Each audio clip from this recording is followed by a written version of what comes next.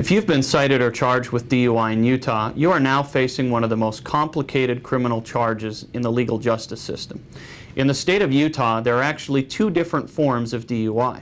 The first DUI, charged under Utah Code 416A-502, makes it illegal for any person to operate or be in actual physical control of a vehicle in the state of Utah if 1. They have a blood or breath alcohol concentration of 0.08 or higher, or 2.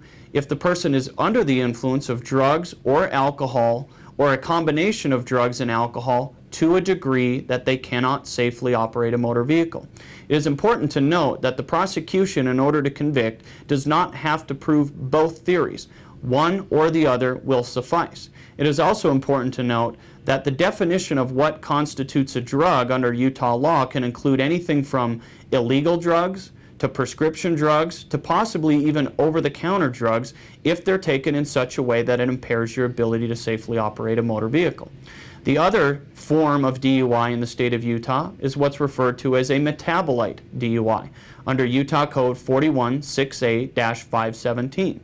Under Utah Code 416A-517, it is a crime in the state of Utah to operate a vehicle if you have any active or inactive drug metabolite in your body. Once again, that drug metabolite can include both illegal drugs such as marijuana, cocaine, heroin, ecstasy, methamphetamine, but it also includes prescription drugs, even prescription drugs that are prescribed on a daily basis. However, it is a defense to a metabolite DUI if the person has a prescription for the drug charged, which means that in the case of a prescription drug-related DUI, a prescription may pose a defense to the metabolite DUI, thus forcing the prosecution back to the 416A-502 DUI, where not only will they have to prove that you were under the influence of drugs or alcohol or a combination, but that those drugs or alcohol or the combination was the cause of the impairment that rendered you incapable of safely operating a motor vehicle.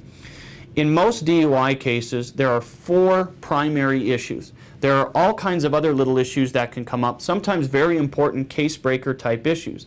But generally, in one way or another, the issue will deal with one of these 4 primary facets of the DUI. The 4 primary facets of a DUI, first of all, are reasonable suspicion to stop. The officer has to have some reason to make contact with you. 2, they have to be able to prove that you were driving or in actual physical control. The inclusion of the term actual physical control in the DUI law technically means you can be cited and convicted for DUI even though the vehicle was not moving, even though the vehicle may not have been running. The officer must also establish probable cause to arrest you, depending on the nature of the DUI, depending on the age of the individual, as well as whether or not they're subject to what's called an alcohol-restricted driver's license.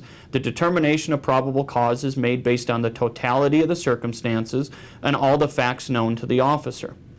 The last element they have to prove is either that you were above 0.08 breath or blood alcohol level or under the influence to a degree that you could not safely operate a motor vehicle, or that you had some sort of active or inactive drug metabolite in your body that you did not have a prescription for.